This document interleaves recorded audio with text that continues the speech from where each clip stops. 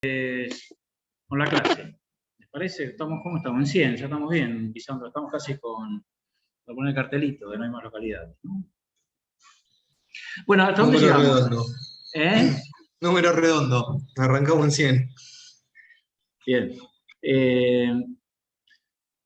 Habíamos llegado básicamente a plantear la definición de administración, esta diferencia entre lo que es la administración considerada, entendida como una disciplina científica, y lo que es la administración en su faceta más de técnica, o sea, más de intervención sobre la organización, más de transformar, operar, modificar esa realidad, ese objeto de estudio, que en el caso de la administración son las organizaciones. Estuvimos jugando, tirando nombres de organizaciones, discutiendo, animándonos ya a discutir, a plantear si una familia es o no es, si una organización tal o tal cual, o tal grupo, eso no es una organización. Entonces, para empezar a poner en común esto, y para terminar ya con el tema de administración y meternos profundamente en el tema de las organizaciones, yo digo, bueno, hay distintas acepciones del término administración, pero todos en definitiva terminan conduciendo a una misma definición general, que es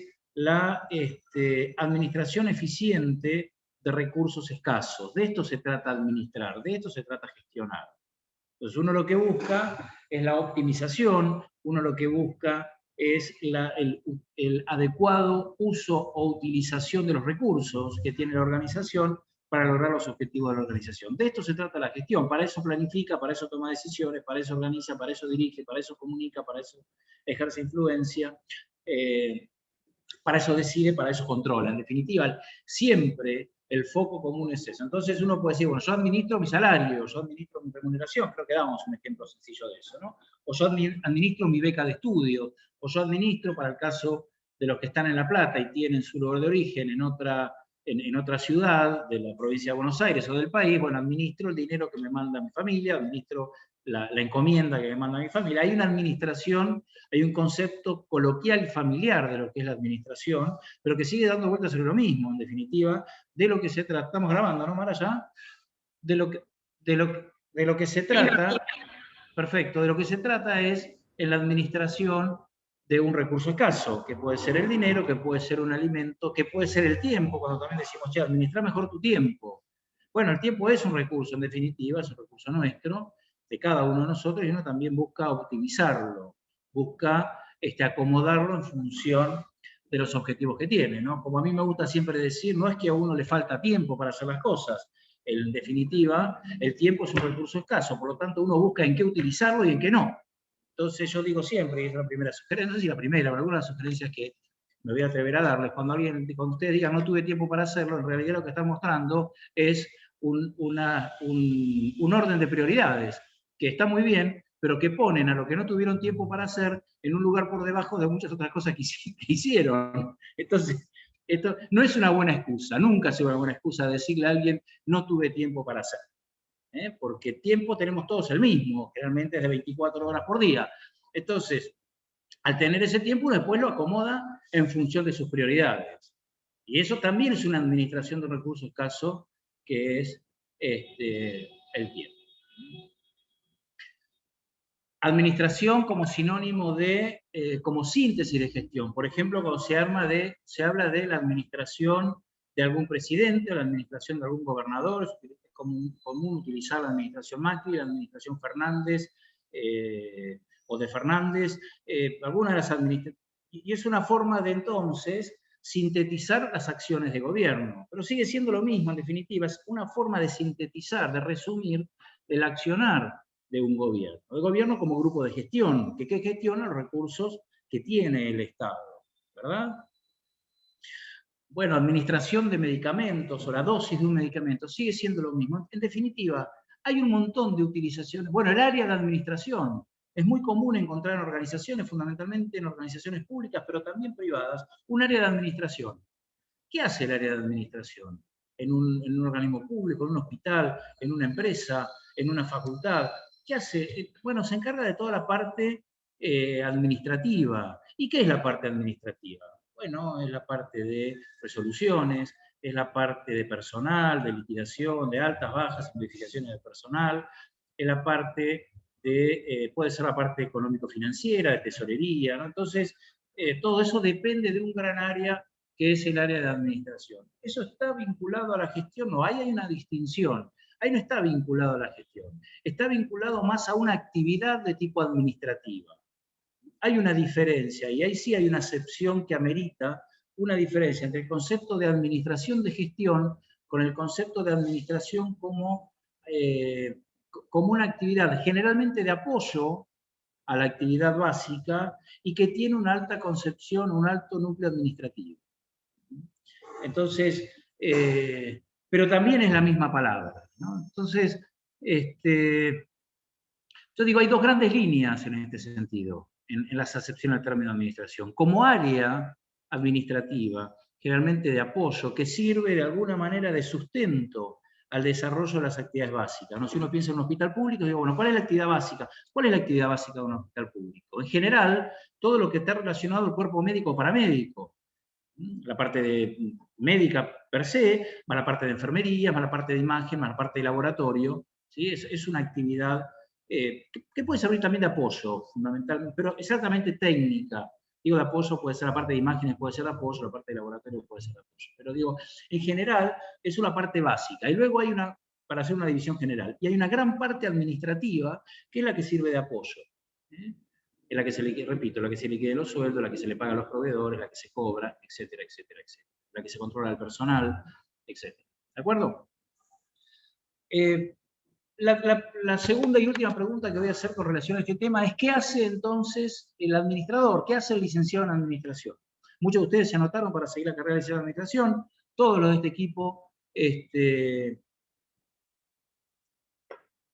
estamos en la carrera, en la carrera de administración, por más que formamos parte del ciclo básico, somos licenciados en administración, muchos. Digo, ¿qué hacemos los licenciados en administración? Bueno, uno puede entrar a pasear por distintas actividades, ¿no? En realidad, lo que es importante es saber, más allá de que le pueden decir que puede trabajar en cualquier organización, como hablamos el otro día, que puede trabajar en un hospital, que puede trabajar en el ámbito público, que puede trabajar en el ámbito privado, que puede trabajar en áreas particulares, que puede trabajar en comercialización, que puede trabajar en producción, en finanzas, en personal, en sistemas, etcétera.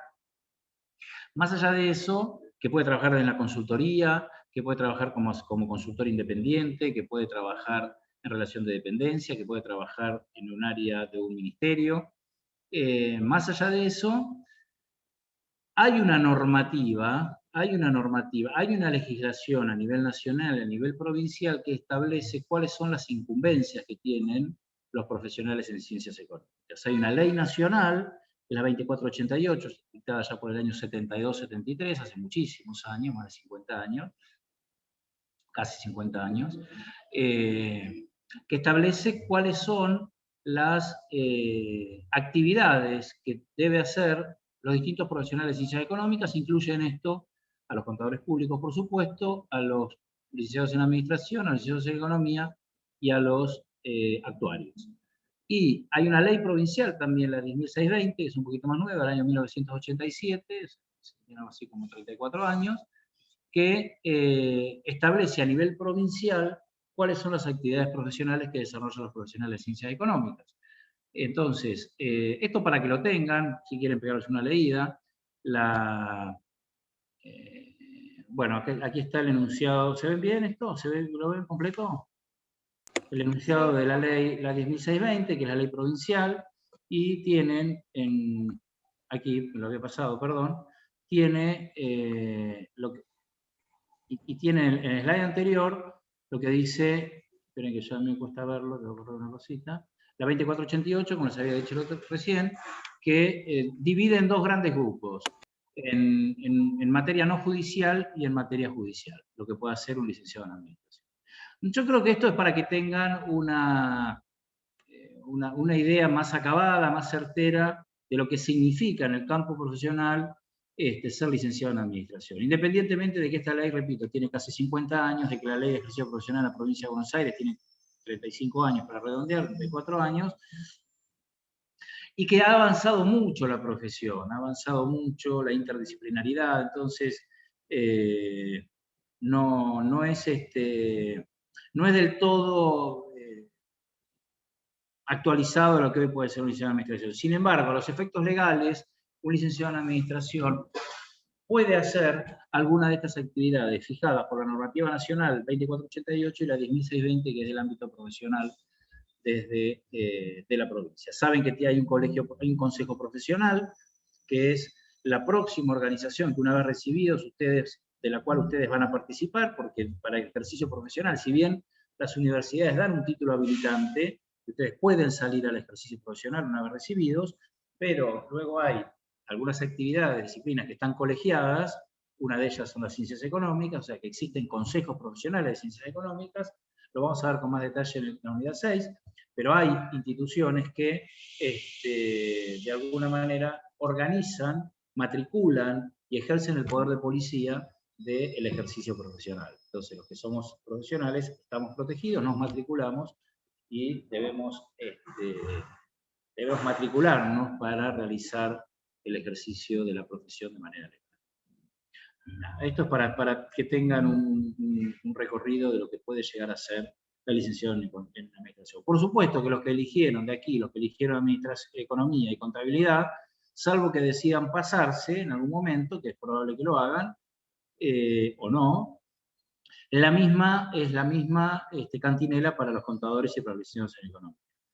Forman parte de la 10488, lógicamente con otras incumbencias, y forman parte de la 10620 en provincia también con otras incumbencias. Bueno, lo dejo acá para que lo miren, vamos a compartir, yo les tengo que pasar estos slides para que los subamos a la U24, lo tienen, así que ahí, y si no van a la ley y la encuentran en serio. No merita que perdamos más tiempo. Bueno, vamos ahora sí a meternos en las organizaciones. Hablábamos el otro día de organizaciones, hicimos como una especie, creo que no lo hicimos, vamos a hacerlo ahora, como una especie de recorrido, ¿no? Nosotros empezamos con...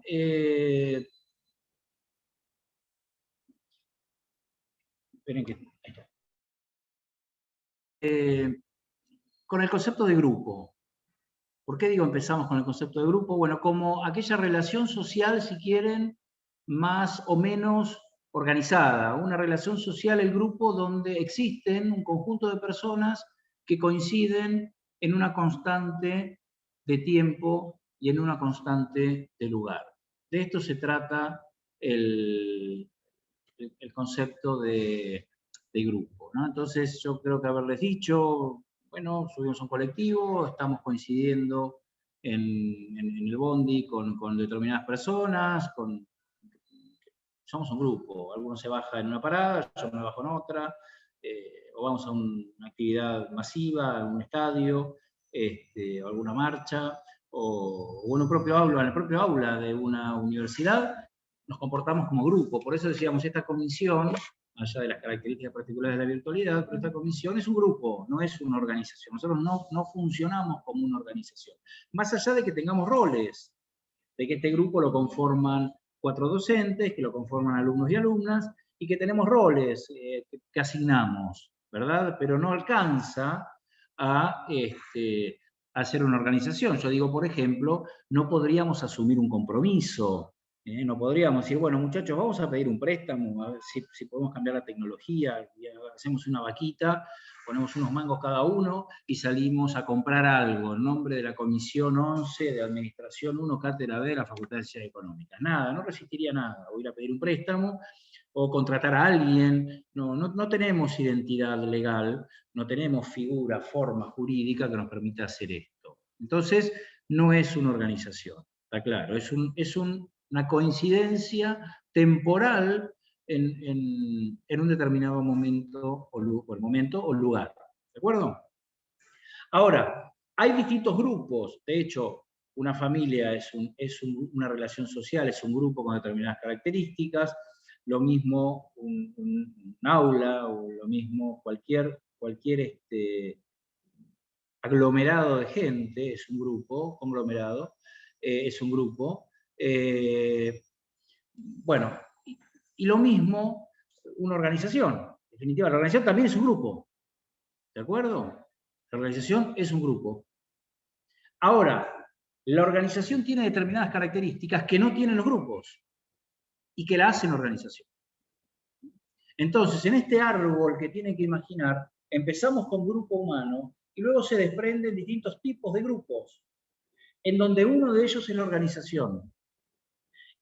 Y tomando la organización como relación social con determinadas características, aparecen luego distintos tipos de organizaciones. Y ahí aparece la empresa, y siguiendo profundizando el árbol sobre empresa, aparecerán empresas pequeñas, empresas medianas, empresas unipersonales, empresas públicas, empresas multinacionales, empresas de servicios, empresas productivas, etc. Y además de empresas, aparecerán organismos públicos, y aparecerán distintos tipos de organismos públicos, tipo administrativo, con los ministerios, recaudadores, como ARBA o AFIP. Y aparecerán también, en el ámbito de lo público, cualquier otra actividad o cualquier otra consejos que forme o que cree el sector público. Y aparecerán luego otro nivel, además de empresas, organismos públicos, pueden ser las asociaciones civiles, y dentro de las asociaciones civiles aparecerán otro tipo de organizaciones dentro de las asociaciones civiles, como pueden ser los clubes, la fundación, las asociaciones cooperativas. Entonces, ¿entienden de dónde empezamos? Empezamos de agrupación humana, vamos viendo después distintos tipos de grupos, donde la organización es uno de ellos, con sus características, y ya metiéndonos en lo que nos interesa, que es organización, aparecen distintos tipos de organizaciones, con cada uno de ellos también con sus características específicas. La empresa tiene sus características que no tiene el organismo público, que no tienen las asociaciones civiles. ¿Sí? Entonces, ¿cómo podemos definir una organización? ¿Cómo podemos definir a estos grupos humanos que tienen determinadas características? Hay tantas definiciones como autores de administración hay. Tantas definiciones como autores de administración hay. Todas distintas, todas, no encontrar una sola igual. Cualquier libro de administración van a encontrar tantas definiciones distintas como libros lean. Bueno, vamos a empezar por la más sencilla. No sé si la más sencilla, pero al menos la más corta, que habitualmente es la más sencilla, que es la de Talcott Parsons. Talcott Parsons dice, bueno, son unidades sociales y agrupaciones humanas. Fíjense que aparece el concepto de colectividad. Aparece ese sustantivo colectivo que indica dos o más personas. Entonces, una organización es un grupo de personas. Pero que empieza a tener, a partir, fíjense la de Richard Hall, dice, la organización es una colectividad. Bueno, uno puede buscar diferencia entre el concepto de colectividad, de unidad social, de agrupaciones humanas, de conjunto de personas. Pero todas indican dos o más personas. Entonces, una condición indispensable para definir las organizaciones es que deben existir un grupo de personas, deben existir dos o más personas para hacer una organización. Primera pregunta, profesor, yo soy solo, soy emprendedor, ¿soy una organización? No. No. Segunda pregunta, pero yo soy el único dueño, pero tengo empleados, ¿soy una organización? Sí, por supuesto. La organización no se detiene nada más que quién es la propiedad de la organización, sino que se detiene en la cantidad de actores, de elementos, de personas, llámenle como quieran, que forman parte de la misma. Unidades sociales, agrupaciones. Si hay preguntas, chicos, me van interrumpiendo. Si hay unidades sociales, si hay agrupaciones humanas, el concepto de colectividad, etc. Ahora, una vez definido eso, seguimos con las características ya que empiezan a diferenciar a una organización de otra organización, como por ejemplo una familia, un grupo, o una tribu, o una sociedad, o un grupo no organizado de personas. Una de ellas, según esta definición de Talcott Parsons, es deliberadamente construidas. ¿Qué significa deliberadamente construidas? Que hay voluntad de asociarse. No es casual esa unidad social. Por eso distingue esto del colectivo, por eso distingue esto de la comisión. ¿Alguno de nosotros tuvo voluntad de asociarse entre nosotros y nos juntan en esta comisión? No. La verdad que no. Se anotaron en este horario y coincidieron en de 16 a 19, de lunes a miércoles en la administración 1, cátedra B, punto. Comisión 11, punto.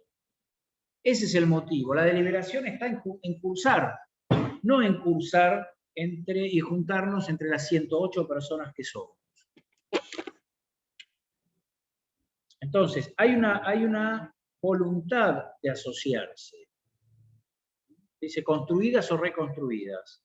¿Para qué? Para alcanzar fin específico. Y aparece el otro elemento esencial, que es el motivo por el cual deliberadamente se juntan. Hay siempre una motivación para juntarse. La motivación es alcanzar un objetivo, cumplir un propósito, cumplir una finalidad.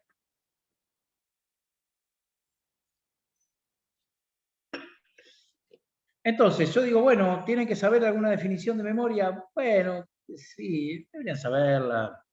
Si las evaluaciones son virtuales, van a tener material a la vista, así que no tiene mucho sentido. Lo importante es que entiendan y que sepan desagregar una definición en sus características. Como toda definición, cuando algo define, cuando una definición, que por eso su nombre, busca definir algo, un sujeto, de la definición se deben desprender las principales características del sujeto.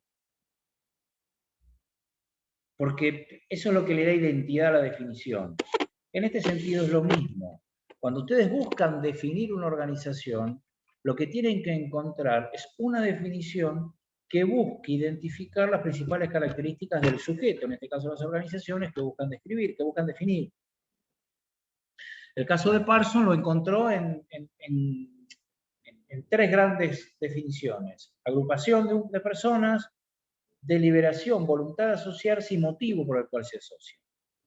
En el caso de Richard Hall, que es la segunda que vamos a ver, dice la organización es una colectividad. Aparece esta misma idea de asociación, con límites relativamente identificables. Acá aparece una idea de límite, de que hay un sujeto que es la organización, y hay algo que está por fuera de la organización, que pasa su límite. El ejemplo de dónde queda la Facultad de Ciencias Económicas es un claro ejemplo de esto. ¿Dónde queda la Universidad Nacional de La Plata? ¿Dónde está la Facultad de Ciencias Económicas? 6 entre 47 y 48. Los que son de La Plata y los que pasan la conocen, hasta ahora de haber pasado. En algún momento la van a conocer seguramente adentro. Ese es su límite. Su escalerita, sus dos escaleritas, su escalera trasera. Una traspasa, sube la escalerita, entra a la organización, traspasa el límite. ¿Qué límite traspasa? El que separa la organización de su contexto. Perdón, entonces sería una cosa el límite físico y también el jurisdiccional de La Plata, ¿sí? Bueno, en realidad la organización tiene un límite físico que la incluye en una... cualquier organización tiene un límite físico. Está muy bien la participación para darme el pie de lo que sigue. Todas las organizaciones tienen un límite físico, que es una ubicación física, que es algo, una calle, una dirección, una casa. Aún la virtualidad, aún las empresas de base tecnológica, todas tienen asentado un lugar en sus actividades. Eso uno puede decir que es el límite físico.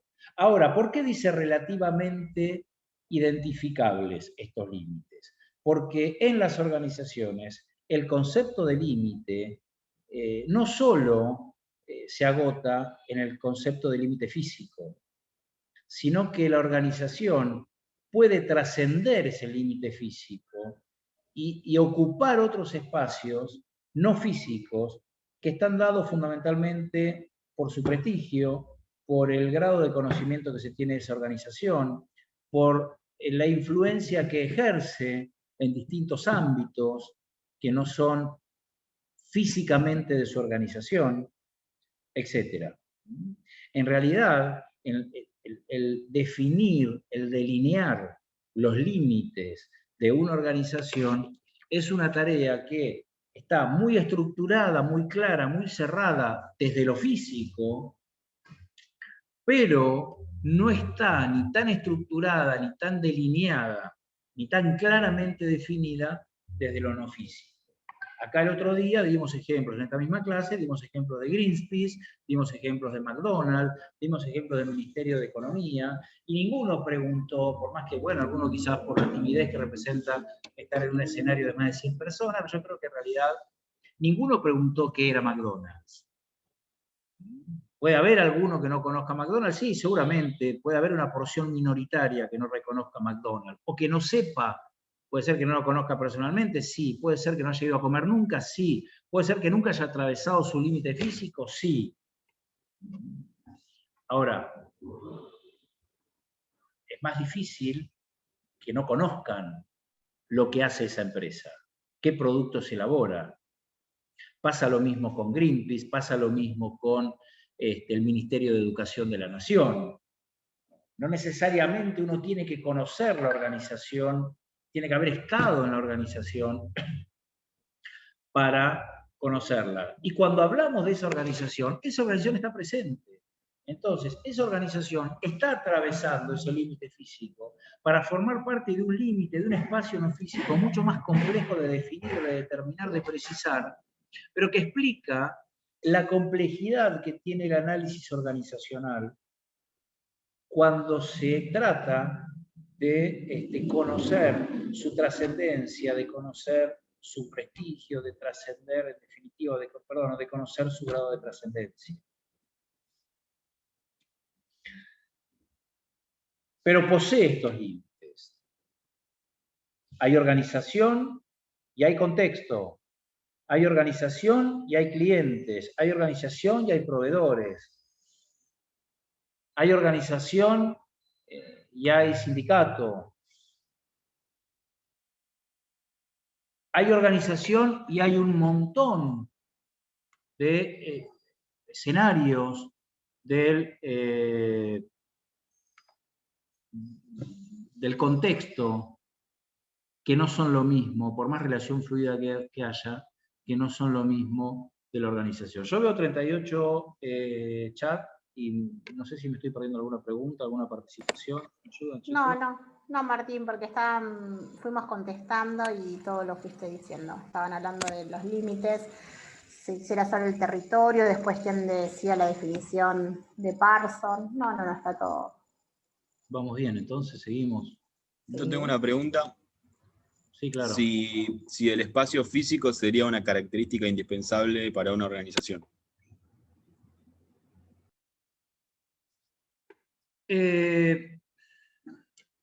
Como puede ser la personería jurídica que hablábamos ayer. Yo creo que tiene que fijar domicilio, ¿no? Me imagino que debe tener que fijar un domicilio. Ahí yo creo que tiene que fijar un lugar donde desarrollar sus actividades. No estoy del todo seguro, pero yo sospecho que sí. No sé si ustedes lo ven en ARBA y cosas. Sí, uno tiene que tener siempre un domicilio, digamos, legal, a donde la correspondencia, donde uno lo puede, digamos, ubicar. Y notificaciones, al menos, etcétera, ¿no? Yo creo que tiene que ser es un requisito, sí, yo creo que es una característica organizacional. Sí, Tomás, está levantando la mano. Sí, yo quería aprovechar para preguntar si, por ejemplo, esta sería como una característica también de las organizaciones que hace como diferencia entre los grupos organizados y las organizaciones. Pero, por ejemplo, vos te pones a pensar en una familia y sí también tiene domicilio, pero no tiene nada que ver eso, o estoy algo más o menos encaminado. Bueno, la familia tiene un domicilio, sí. Familia Capaz tiene lo un relaciona. domicilio, pero no tiene necesidad de fijar ese domicilio como de la familia se me ocurre pensar en que no es una característica que tiene que cumplir la familia. Puede haber una familia, y es más, no existe fijar un domicilio como familia. Lo que tenemos cada uno es un domicilio nuestro, como integrantes de la familia, que es el mismo. Pero son domicilios individuales. O son domicilios de la familia, ¿no? Yo capaz que lo relacioné más con, digamos, el domicilio lo relaciono más con el concepto de límite para traerlo acá a administración. O sea, la familia tiene como su límite también, digamos, cuál es el límite de la familia, la composición que la tenga. Las organizaciones, en este caso, tienen un límite. Martín habla de un límite físico, que es su lugar, la dirección, la facultad. Y también tiene otros límites que vamos a ver después que trascienden este físico. Pero capaz si lo relacionamos de otra forma, la familia, digamos, la composición de la familia sería como su límite. Yo lo entiendo capaz de esa forma. Hay otras características capaz que no las cumplen, pero esta, entendiéndose de esa forma, no estaría mal tampoco. El tema del espacio físico es esto, es básicamente el lugar donde desarrolla sus actividades. Este es el lugar donde desarrolla sus actividades.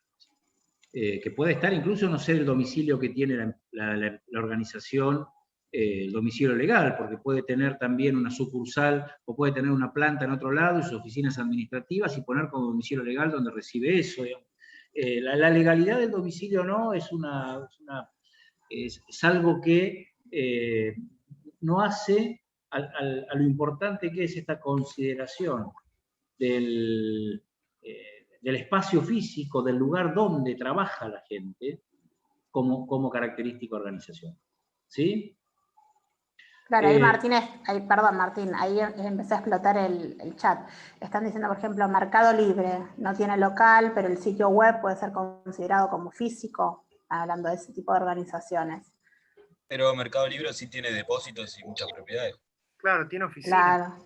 Y Despegar también tiene oficinas. Claro. Ahora utiliza su canal, tiene su canal, tiene lugares de distribución, centros de distribución. Aparte tiene domicilio fiscal. Y además tiene por supuesto. Entonces, pero yo digo, no hagan tanto hincapié en el hecho de que tenga domicilio o no, que todos los tienen que tener. Ahí hay una idea de dónde se realizan las actividades. Por supuesto que la virtualidad, y particularmente la coyuntura de la pandemia, ha modificado esto, pero no lo ha modificado esencialmente. Lo ha modificado porque, bueno, muchos de nosotros que trabajamos en un espacio físico, hoy lo hacemos, bueno, algunos lo hacemos en nuestro espacio de trabajo, pero otros lo hacen desde su domicilio. Entonces, hay una reconversión del espacio de las organizaciones, que ya venía una tendencia de reconversión con el teletrabajo, con los días en que alguien podía trabajar, hacer home desde su domicilio, pero eso es una cuestión de gestión organizacional. Sigue existiendo el ámbito organizacional como ámbito de trabajo, sigue existiendo como característica organizacional, independientemente de que hagamos homes 5 días a la semana, los 5 días a la semana. ¿Está? Ustedes tienen que imaginarlo en ese sentido, en que hay algo que es la organización y hay algo que lo rodea que ya no es la organización. Sería el ambiente. ¿Perdón? Que eso que rodea la organización sería el ambiente, ¿no? El ambiente, el contexto, correcto. Sí, el contexto, el ambiente, correcto. Sí. Bueno, seguimos con Hall rápidamente, con orden normativo, o sea que existen normas también. Acá es donde queda difícil de defender el criterio de que la familia sea una organización.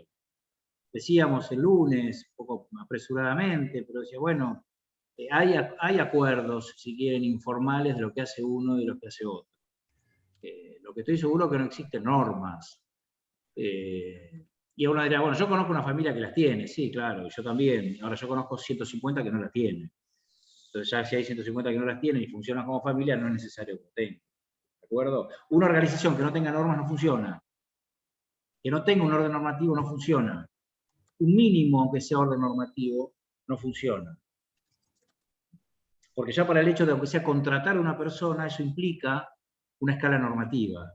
Eso implica cumplir una norma.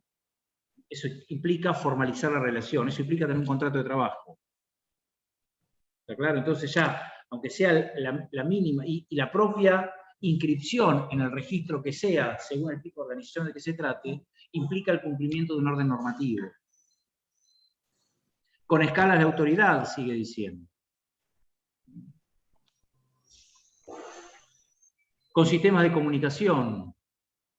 con sistemas coordinadores del alistamiento, sistemas que de alguna manera definen quiénes ingresan y quiénes no a la organización. Y algo que es importante y que también ahora las vamos a repasar todas un poquito más ordenado. Esto es para jugar con las definiciones, para pensar y convencerse de que en la definición están incluidas muchas características. Y luego termina diciendo, joder, esta colectividad existe sobre una base relativamente continua, sobre una base relativamente continua con el contexto, con el medio, con el ambiente. O sea que la relación con el contexto es también una característica organizacional. No existen organizaciones que no tengan relación con el contexto. Profesor, está exagerando. No existen, punto. Hay algunas que tienen más, otras que tienen menos. Hay algunas que tienen un régimen más fluido, más abierto, que otros que los tienen menos fluido y más cerrado. Pero todas, que no hay organización, no hay miopía organizacional, no existe. La organización que no tiene vinculación con el contexto no puede desarrollarse. Esto es así, es como ya veremos teoría de sistemas en la próxima clase o en la otra. Es imposible hacerlo, no tiene desarrollo. Como una persona que no tiene sociabilización, una persona que no tiene la posibilidad de relacionarse, tampoco tiene un desarrollo completo. Esto es lo mismo, pasa lo mismo con una organización. Y se ocupa, dice al final, ya estoy, se ocupa de actividades que se relacionan con un conjunto de bienes. Entonces vuelve a aparecer esta idea que también decía Talcott Parsons de los fines, de los objetivos, de los propósitos. ¿Dudas con esto? No, perfecto por ahora. ¿Puede surgir alguna duda? Yo creo que a medida que vayamos avanzando, vamos a ir clarificando. Sí, porque están preguntando, bueno, ¿cuáles son esas características que tienen que tener? ¿Las quieren enumerar? Te acabo de decir. Más Son ordenadas. Ustedes quieren el listadito. Vamos al listadito. Claro. No lo voy a Más defraudar. En la ordenada. próxima slide aparece el listadito. Pero no dice, vamos a pensar ya con una visión un poquito más holística del problema. Tenemos una definición y cómo leyendo una definición podemos ir desagregando características. Acá te dicen, qué grande el profe. Tiran flores, Martín. Apareció el listadito. División del trabajo. ¿Qué es la división del trabajo? Fíjense, ¿qué relación hay entre la división del trabajo y lo que vimos antes? Bueno, aparece un orden normativo, ¿sí? Aparecen sistemas de comunicación, aparecen sistemas coordinadores del alistamiento, no del aislamiento, alistamiento. División del trabajo. ¿Qué es la división del trabajo entonces? Es cómo se divide el trabajo en las organizaciones. No más sencillo que, nada más sencillo que esto. No todos hacen lo mismo, no todos hacen lo que quieren, todos tienen definido qué deben hacer en las organizaciones. ¿Pueden cambiar? Sí, por supuesto, la organización puede asignar distintas tareas a las personas. Lo que sí, todos tienen claro qué hacen dentro de la organización, o al menos deberían tenerlo. Pero todos hacen tareas en la organización. Hay una división del trabajo. Algunos producen, otros venden, otros cobran, otros compran, otros reciben, otros folian expedientes, otros sacan fotocopias, otros arreglan la red de sistemas de la empresa, otros asocian a los aspirantes a ser socios a nuestro club. Otros publicitan. Otros publicitan, otros comunican, muy bien.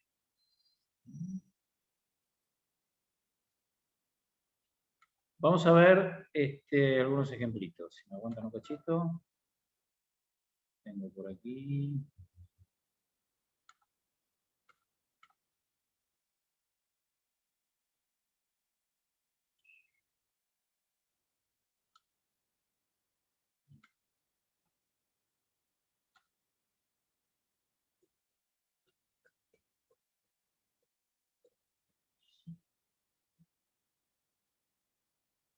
Para que vean una estructura, ¿eh? No sé.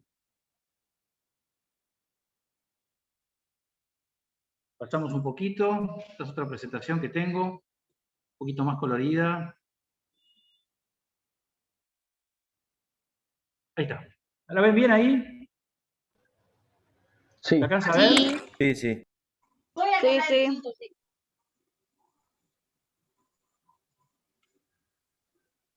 ¿Dónde está la división del trabajo? Fíjense acá.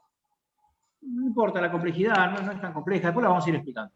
Fíjense la división del trabajo. Un área de producción primaria, un área de producción industrial, un área de administración, un área de finanzas, un área comercial, un área de mercado externo, un área de logística.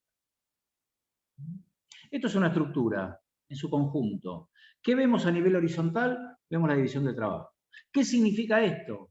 Que hay equipos de trabajo que trabajan en producción, hay equipos de trabajo que trabajan en administración, hay equipos de trabajo propios del área financiera, del área comercial, del área internacional o mercado externo y del área logística.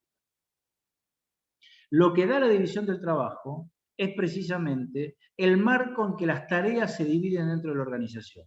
Y dentro de la estructura de la organización, lo que está identificado por su división, por su diferenciación, por su dimensión horizontal.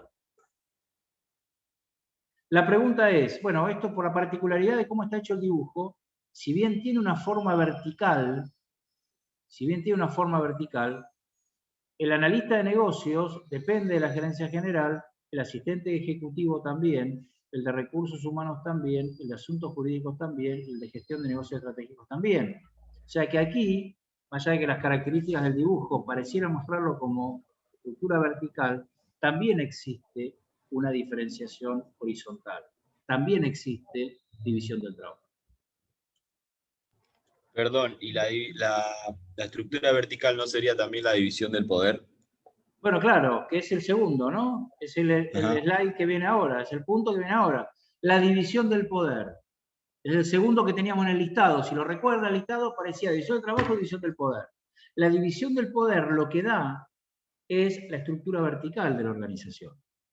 Fíjense que esto es una cooperativa Sanco particularmente. Aparece el Consejo de Administración. Cuando vemos cooperativa vamos a ver el rol del Consejo de Administración. Pero es el máximo órgano ejecutivo de una cooperativa. Está precedido, y el máximo órgano colectivo colegiado de una cooperativa es su asamblea de asociados. Eligen un consejo de administración. Ese consejo de administración, está el presidente, está el secretario, está el tesorero, es el que administra la cooperativa.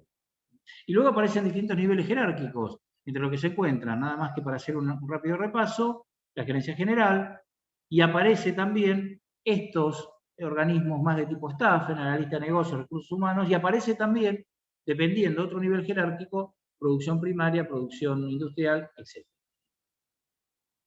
Una estructura compleja, esta de una cooperativa. Podríamos buscar una estructura más simple, de una pequeña y mediana empresa, la encontraríamos. En donde está el dueño, en donde está un responsable de ventas, y en donde está un responsable de producción. Y dependen del responsable de producción 5 operarios. 5, 6, 7, 8 personas. Una empresa, una microempresa. ¿Tiene su estructura? Por supuesto tiene estructura. ¿Tiene división de trabajo? Sí. ¿Tiene alguien que se dedica a las ventas? Y tiene alguien que se dedica a la producción. Ya ahí hay dos bloques. Sí, bueno, centralizada porque es un tamaño muy chico, entonces no justifica un desarrollo estructural. ¿Cómo? Una descentralización demasiado extensa, si no sería improductivo. Ni una descentralización extensa, ni una departamentalización extensa. Vos pensás que si tenés 7 personas y creás 7 áreas funcionales o creás 7 niveles jerárquicos, es una organización que no va a funcionar. Entonces, esto es importante que tengan en claro siempre cuando piensan en un ejemplo de una estructura. Si hacen un ejemplo, si se les plantea en una pequeña empresa de 16 personas que diseñen o piensen una estructura, que piensen en su división de trabajo, que piensen en la división del poder, y no se manden una estructura como la que acabamos de ver de Sancor, con 8 gerencias, con 3 puestos de staff, porque si no es un típico ejército de caciques y un indio, eso no funciona. Uno siempre la estructura de la organización, el nivel de departamentalización, así le llamamos a lo que da la división del trabajo, y el nivel de descentralización, que es lo que da la división del poder o la jerarquía, tiene que estar relacionada, lógicamente, a los recursos humanos con los que posee la organización. Así como di el ejemplo de la pyme, también digo, si tiene una empresa multinacional, ni sueñen que va a funcionar bien, nada más que con 2 gerencias, con un gerente general, con 2 gerencias, porque les va a quedar chico. Llega un momento que la estructura encorseta, la estructura asfixia al crecimiento de la empresa, de la organización en su conjunto. Entonces, división del trabajo, que asignamos tareas. La pregunta del profesor, ¿sí o sí tienen que ser áreas? No, esto tampoco significa que tienen que andar ahí por la vida creando áreas cuando una organización no lo necesita. Uno crea un área cuando lo necesita. Somos 4, bueno, con que uno se encargue de vender, el otro se encargue de comprar, el otro se encargue de atender al público, y capaz que con eso nos arreglamos. No hay que crear la gerencia comercial para uno que vende. Eso sin sentido. Bueno, por ahí no hace falta crear la gerencia por ahí de finanzas, pero uno sí contrata a un contador para que le lleve las cuentas, por ejemplo. Claro, pero no lo tenés en la estructura de la organización. Fíjate que tenés formas de tercerizar ese servicio. De hecho, muchos estudios contables y jurídicos trabajan en esa lógica. No son parte de la organización, sino que son asesores. Veremos después que es un tipo de autoridad un poquito más adelante. Pero no lo tenés en la estructura de la organización. Ahora, vos decís, bueno, mi organización va creciendo, quiero tener mi propio área de económico-financiera, mi propia área contable. Bueno, ahí cambiás, ya tenés un contador, en un momento contable te decía, me no de abasto, no puedo atenderte, estás creciendo mucho, tenés muchos empleados, tenés muchos negocios abiertos, tenés unidades de negocios abiertas. Yo ya, mi estructura contable de contador independiente no te resiste, te estoy haciendo agua, necesitas información contable de gestión, necesitas otra estructura. Entonces, 2 alternativas: te vas a un gran estudio, causar sin administrativo financiero, tercerización administrativa financiera, o crear tu propia área. Bueno, llévame adentro de la empresa, yo traigo un equipo. El contador, como gerente contable, arma su propio equipo. Entonces, pero, ¿qué digo con esto? Francisco, la organización siempre tiene que estar muy atenta al crecimiento de su propia organización, el que gestiona, mejor dicho, lo que llamamos, que vamos a ver más adelante, el proceso de organización del trabajo, tiene que estar muy atento para acompañar estructuralmente las modificaciones y las variaciones que tiene la organización, sea para más, sea para menos. O porque no quede chica o porque no quede grande. Y no es menor el tener sensibilidad en encontrar la estructura adecuada para el volumen de actividad de la organización. Para un club pasa lo mismo. Una cosa es un club de barrio, con N socios, ahora empezaste a tener más actividades, hiciste un convenio con otro club o con una escuela y podés ofrecer actividades en otro lado. Bueno, empezás a tener más volumen. Tuviste un éxito deportivo que te catapulta y te aumenta la cantidad de asociados. La pegaste en otro deporte y ahora tenés profesionalizado un área de ese deporte. Bueno, y vas creciendo y necesariamente tenés que acompañar el crecimiento en volumen de actividad de esa organización, en el caso, por ejemplo, un club, con una estructura. Si no, disculpen el término, se despelota todo. Se despelota todo. Empezás a perder esta conciencia, esta noción de la división del trabajo, empezás a tener personajes, personalidades que se van haciendo indispensables, que no dan abasto, que están burnout, cabeza quemada, que no resisten, que no responden, y la organización empieza a hacer agua. Sumado a esto también la división de la responsabilidad de las comunicaciones, que es un ejemplo más de la organización. Lo veíamos en la definición anterior, decíamos sistemas de comunicación. Nadie puede comunicar lo que quiere en una organización. Yo discúlpenme 2 segundos que tengo que enchufar la máquina, que me voy a quedar sin en el medio de la clase.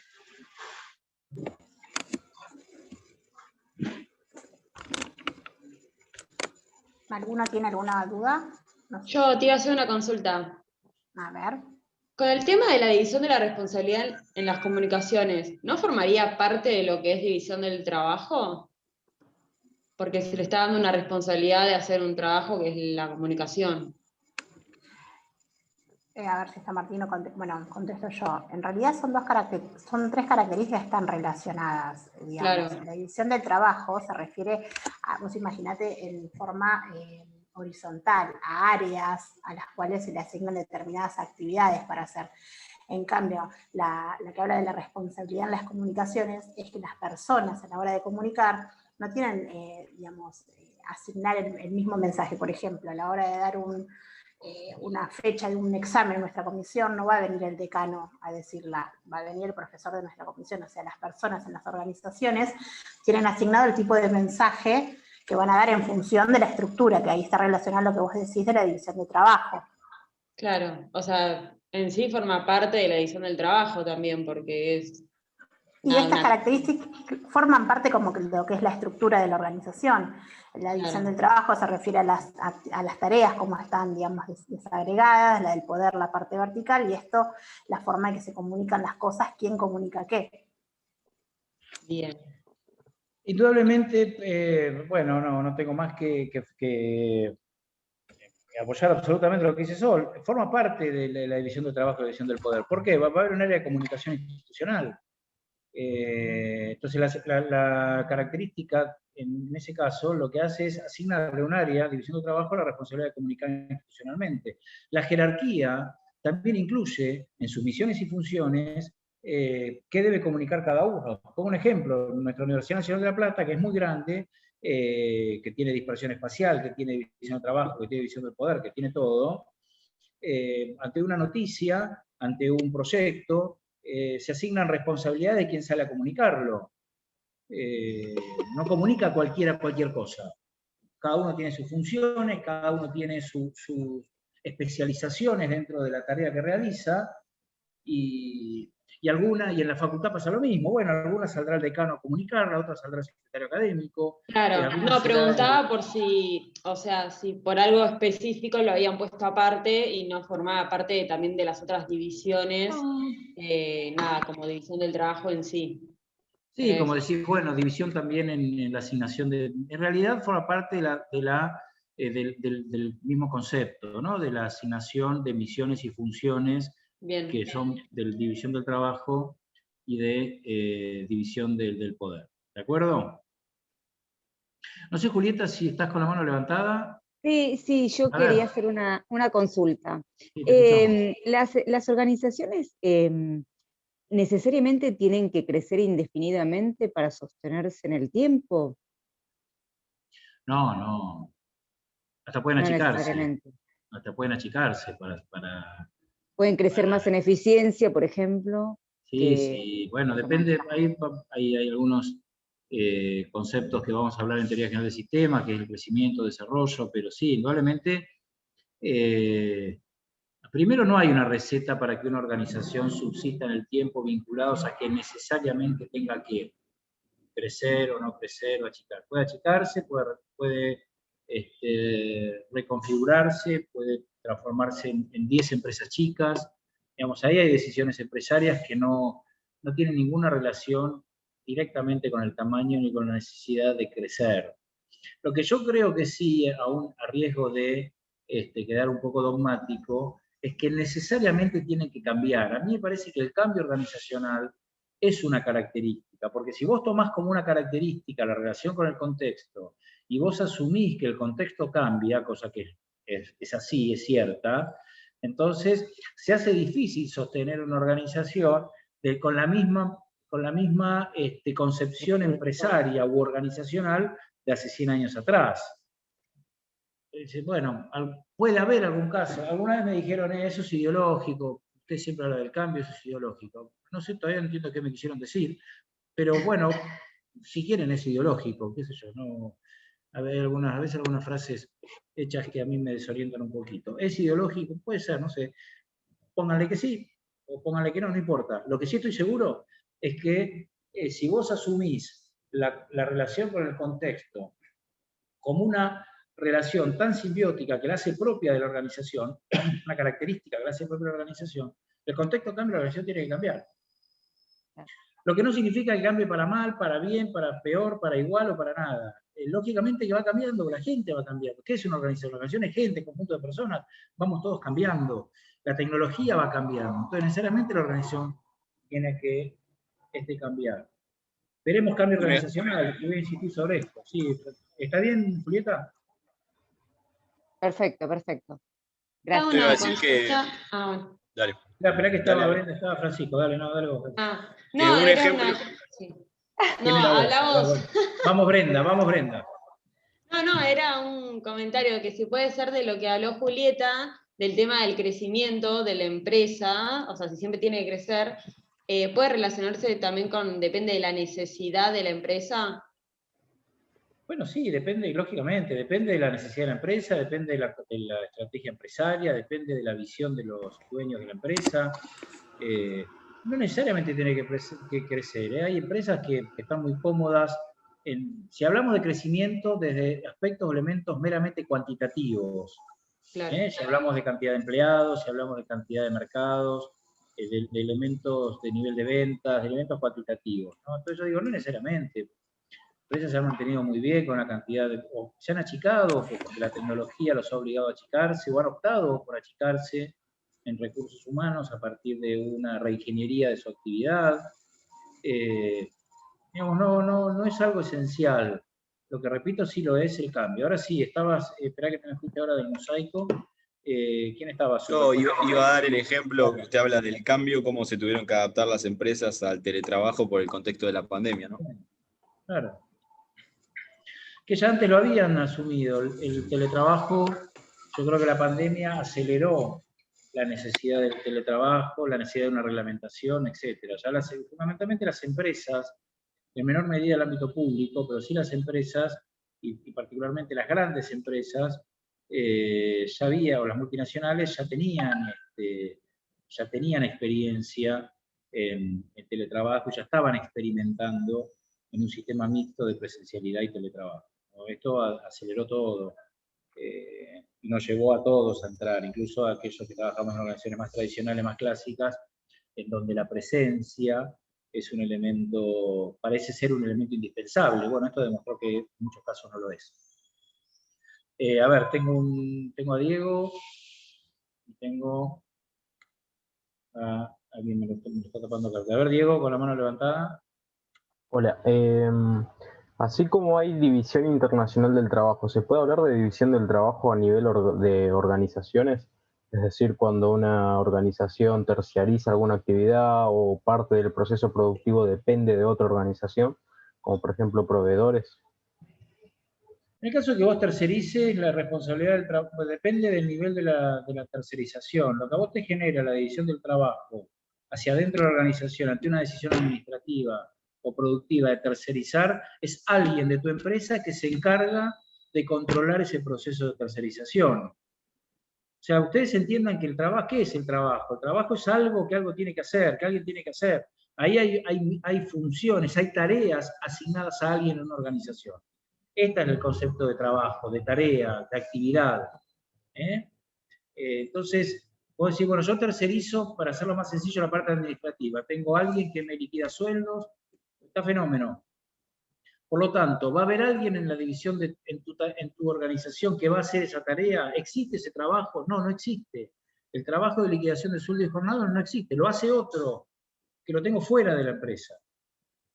Ahora, ¿qué existe? Existe alguien que controla el trabajo que controla esa outsourcing o esa tercerización, o que tiene la responsabilidad de interactuar con el contador, con el estudio contable, o lo que sea que tercerizaste, para ver si ese proceso tercerizado está funcionando. Y ese control que vos haces desde tu empresa u organización forma parte de una división del trabajo, forma parte de una actividad. Vos te encargás de eso, vos definís que alguien se encargue de eso. ¿Te queda claro? Sí, mi pregunta era, ¿la división del trabajo es siempre que es dentro de la organización o puede ser fuera? Si vos tercerizás completamente, depende también el nivel de tercerización que tengas y el proceso que tercerices. Vamos a un proceso claro y contundente y estructurado. Vos tercerizás la actividad total de un proceso a otra empresa. En ese caso, vos no tenés. Y si querés vamos al proceso de venta para que lo veas más clara. ¿Cuántas empresas tienen, una vez que venden el producto, se lo venden a un distribuidor? Y ese distribuidor se encarga de distribuirlo a distintos puntos de venta. Esto funciona habitualmente. El distribuidor compra y va luego a un punto de venta. Entonces, hasta ahí llega la responsabilidad de la empresa. Lo que no significa que haya alguien que se encargue de controlar cómo los distribuidores a los cuales vos le vendés, que están distribuyendo tus productos, llegan a esos puntos de venta. Y cómo llegan los productos a ese punto de venta. Entonces cambia la esencia del trabajo. No vas a estar distribuyendo, vas a estar sí controlando esta red de distribuidores que vos tenés, que son tus clientes, y que son sobre los que vos le vendés el producto para que llegue a la góndola del autoservicio del barrio de tu casa. Claro. Es parte de la cadena. Sí. Que hace una cadena de distribución tercerizada. Shirley, tenías la mano levantada también. Bueno. Sí, estaba más que nada por el tema de los cambios, que ya es como que varias organizaciones se han como adaptado a los cambios. Por ejemplo, fue el ejemplo de la Cruz Roja, que en un momento era solo para atender a los heridos de guerra, y después cambiaron a expandir un poco más, así extendieron su finalidad o el objetivo que tenían, que era de brindar atención a los demás. Sí, o si querés cambios, bueno, después vamos tachando los ejemplos cuando veamos cambios, pero lo vamos dando ahora, va saliendo. Tenés el ejemplo de las tabacaleras, que por una cuestión de mayor control en los productos que hacen, básicamente de mayores campañas y legislación en la prohibición de fumar en espacios cerrados, de fumar en espacios públicos. Bueno, entonces lo que van haciendo, van cambiando su negocio y se han asociado en empresas alimenticias, y han redireccionado la mirada estratégica de sus negocios. Porque, bueno, son negocios que, en este caso, por cuestiones de salud y mayores campañas sobre lo mal que hace el cigarrillo a la salud, han puesto y juicios que han tenido por personas con enfermedades terminales, producto de su adicción al tabaco, bueno, entonces se han visto en la necesidad de tener que reconvertir su estrategia corporativa y también adquirir o formar parte de sociedades en otra industria, en otro ramo de la industria, ¿verdad? Bueno, ejemplos tenemos como para hacer dulce. Imagínense si ya ustedes, con los jóvenes que son, tienen la posibilidad ya de visualizar muchos cambios, ¿no? Porque una de las grandes cosas que tienen hoy los avances tecnológicos es que permiten que las jóvenes generaciones, como son la mayoría de ustedes, puedan ver ya cambios tecnológicos. Ya las generaciones como la mía, los cambios tecnológicos eran más espaciados. Estuvimos con la televisión 30 años viendo televisión y fascinados con la televisión. Hoy nadie ve televisión como fenómeno de televisión, o fenómeno de la familia alrededor de la televisión, como era antes. Papá, mamá, los hermanos, todos mirando la novela, la única televisión que había en la casa, con uno de los únicos 5 canales que teníamos en Argentina para poder ver televisión, en el horario que la televisión definía, que era de 12 a 0, de 12 a 12, y aquellos vanguardistas que tenían un trasnoche que llegaba hasta las 3 o 4 de la mañana, que uno podía ver películas en el mejor de los casos. El tema del tabaco que estaba mencionando ahora más, también no sería más relacionado al tema de la RSO, me parece que es la responsabilidad social organizacional, que va más por el tema de que tienen que tener como que hicieron las propagandas de las enfermedades que traían y todo, pero más por la sociedad, porque vieron que ya no se puede, no es como antes que lo dejaban pasar, es como que ahora están más concientizándose en el tema de la salud.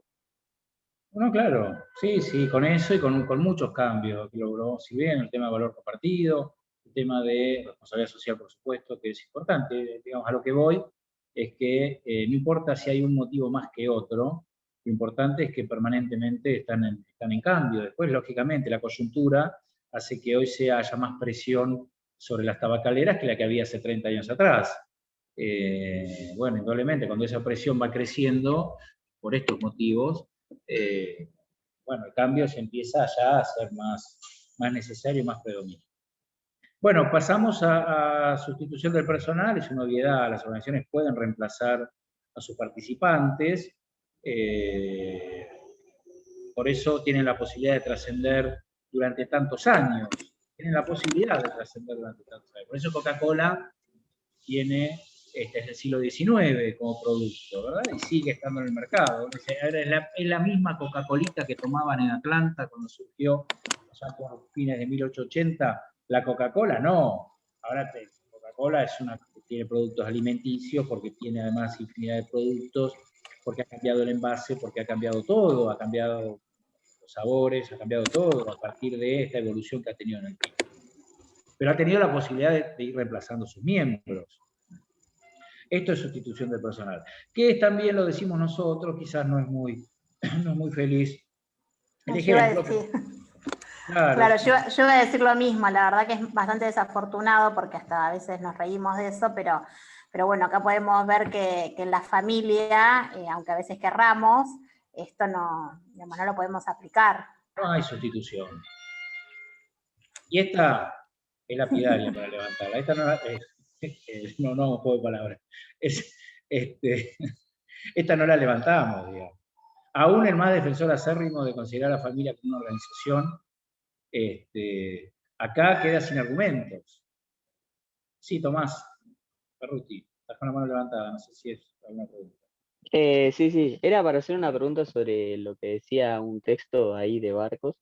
Era sobre que, no me acuerdo en este momento quién era el autor que lo decía, pero decía como que así también como o sea, está bien que está esto de la sustitución del personal, pero dicen que el gerente, digamos, de la empresa es el que pone la finalidad de la organización, y que una vez que ese gerente tipo termina bueno, que fallece, digamos, también es como que cambia la organización, o no es así. No me acuerdo igual quién era el autor que decía eso. Bueno, tomándolo taxativamente como lo estás describiendo, suena raro. En realidad, quizás ahí lo que te quiere decir el texto, o al menos como lo interpreto, es que lógicamente hay liderazgos dentro de las organizaciones que son transformacionales, que son muy fuertes, que crean cultura en la organización, que cuando esa persona, por el motivo que quieran, no está más, pensemos en algo positivo, se fue a trabajar a otro lado, se jubiló y es feliz con una buena jubilación y todo, bueno, de alguna manera sienten el cambio de las organizaciones y puede ser que haya un cambio, una redefinición en su finalidad o en sus objetivos. Y esto puede ser, es normal, no sé si es normal, pero puede pasar que una organización, cuando hay cambios en personas trascendentes, importantes para la misma, genere una redefinición en su finalidad y en su objetivo. Pero no es una característica organizacional. O podés, es más, lo que es habitual es que, no sé si es habitual, pero bueno, podemos conocer algunas organizaciones que han cambiado porque cambiaron las personas y muchas otras que no. Yo lo que digo es que no es una característica organizacional. Será en definitiva una respuesta de la organización a una necesidad de recambio de personas, de recursos humanos, ¿verdad? Pero no lo veo, Tomás, como una característica organizacional. Pueden cambiar las personas y puede seguir siendo la misma finalidad. Yo me acuerdo que trabajé mucho tiempo en una consultora internacional cuyo principal, que había sido creada en 1867. O sea que mientras yo trabajé en esa época ya tenía más de 130 años. Y era parte de su emblema, de su logo, de su símbolo. Era muy cortito, decía desde 1867. Esto implicaba continuidad, esto implicaba seriedad en el mercado, esto implicaba confianza para nuestros clientes, ¿no? Era una consultora de outsourcing administrativo financiero. Y ahí y imagínense, en 1867 hasta ahora, cambiaron sus objetivos. Bueno, pueden haber cambiado las prácticas empresarias seguro, pueden haber cambiado los objetivos, pero la finalidad siempre sigue siendo la misma. ¿De acuerdo? Entonces, no es una característica, puede ser una cuestión a resolver, y es una cuestión a resolver por las empresas, cómo sustituyen al personal, ¿no? Bueno, vamos a avanzar con estas tres. ¿Hay alguna pregunta, Sol? Veo el chat inquieto. No. Más o menos se quedó en lo otro. No, listo. Yo estoy un poco inquieto, me muevo, porque no aguanto estar sentado tanto tiempo, pero bueno, sepan disculparme. Existencia de uno o más centros de poder. Esto es un tema que lo iremos también aclarando conforme vamos viendo la materia, pero, digamos, no hay un único tipo de poder. Yo digo, acá tenemos que empezar a hablar de poder. ¿Qué es el poder? Algunos dicen que precisamente la característica organizacional más importante, que para mí lo es, son las relaciones de poder. Cualquier organización tiene en su configuración, en su dinámica, en su funcionamiento, relaciones de poder. ¿Qué es el poder? El poder es el jefe de una estructura. Imagínense en esta división del poder, lo que decimos entonces, cada uno de esos niveles jerárquicos tiene distintos grados de poder. La respuesta es sí, sin duda. Yo le pregunto, ¿el gerente general tiene más poder que el gerente? Sí. Y sí. Sí. Sí. ¿El dueño tiene más poder que la secretaria o el secretario del... Sí. Sí. Bien.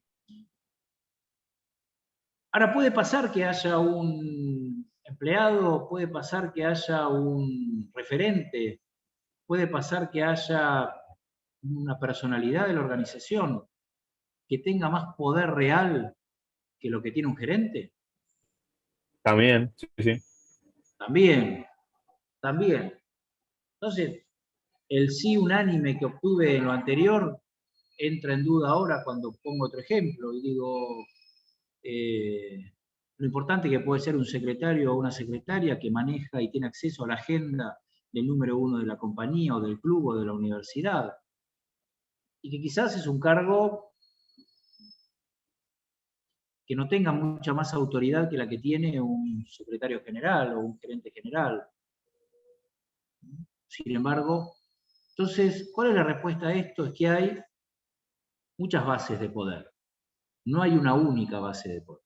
Sí hay una definición de poder, ¿no? Como lo vamos a repasar más adelante, pero lo decimos, el poder de alguna manera es la probabilidad de que una orden específica sea obedecida. Entonces, fíjense que el término de poder está relacionado a la probabilidad. Por lo tanto, hay distintos niveles de poder. Porque quien tiene más poder tiene más probabilidad de que la orden sea obedecida. Quien tiene menos poder tiene menos probabilidad de que la orden sea obedecida. Es así donde se configura la definición de poder. En realidad es como dice Weber, es una definición amorfo, porque depende básicamente de quien lo posee. Y depende también, y esto lo hace más complicado, del posicionamiento que tenga esa persona dentro de la organización. Ahora, en estos distintos tipos de poder, hay un poder que es el poder legitimado y el poder institucionalizado. Esa es la autoridad. La autoridad es el poder legitimado, es el poder institucionalizado. Por eso el gerente tiene poder, porque la organización le confiere poder. Por eso el presidente del club o de la fundación tiene poder, porque la organización le confiere poder. Por eso tiene autoridad, porque es un poder institucionalizado, conferido por la propia institución. Por eso el jefe es jefe, y por eso el jefe tiene poder. Ahora, puede haber alguien que sea referente, que sea líder, y tiene un poder de referencia, tiene otro tipo de poder. ¿Puede coincidir o debe coincidir con el que tiene el poder legitimado? Lo ideal es que sí. Lo ideal es que el gerente además sea un referente. Lo ideal es que el gerente también tenga el poder del conocimiento. Lo ideal es que el secretario del área deportiva del club también sea el que tiene la autoridad, pero a su vez sea el reconocido, sea el líder. Esto es lo ideal. No siempre pasa. Entonces, muchas veces quien conoce una práctica, conoce un proceso, porque tiene muchos años en la empresa, porque tiene muchos años en la organización, conoce el funcionamiento de un expediente, porque tiene muchos años en la administración pública, sabe todos los secretos, conoce todas las oficinas, los pasillos, los rincones. Aunque no tenga autoridad, tiene ese poder del experto, tiene ese poder del conocimiento. Y es una fuente de poder que la utiliza y la sabe usar. Todo esto es lo que está sintetizado en la existencia de uno o más centros de poder. Ustedes forman parte de una universidad pública, la universidad pública tiene un cogobierno, lo habrán aprendido en las actividades orientativas que tuvieron, de adaptación. Un cogobierno que está formado por profesores, por trabajadores no docentes, por alumnos, por graduados. Y todos tienen poder y coexisten en una facultad, en una universidad pública, estas fuentes de poder, estos uno o más centros de poder. Y pasa lo mismo en las empresas, y pasa lo mismo en las empresas familiares, y pasa lo mismo en una pyme, y pasa lo mismo en un club, y pasa lo mismo en un banco alimentario, y pasa lo mismo en cualquier ONG. En cualquier organización de las que se trate, en cualquiera, hay permanentemente relaciones de poder. Esto téngalo siempre bien presente. Y que no siempre la única fuente de poder, la única base de poder, es la legítima, es la que está legitimada en la institucional. Coexisten y subsisten también, y subyacen, otras formas y otras bases de poder que hay que saber leer y hay que saber interpretar en una organización. Profe, ¿le puedo hacer una pregunta? Sí, claro. En el caso de, por ejemplo, los sindicatos, esos, por ejemplo, tendrían poder sobre la organización, pero ¿quién tendría más poder? Por ejemplo, ¿un presidente de una organización o un sindicato?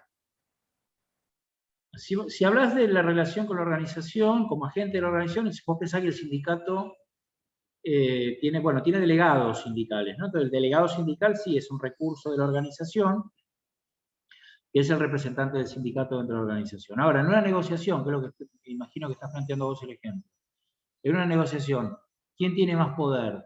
¿El presidente o el sindicato? Depende del presidente, depende del sindicato, depende del contexto, depende de un montón de circunstancias para saber quién puede tener más poder en una negociación, si el sindicato o el presidente.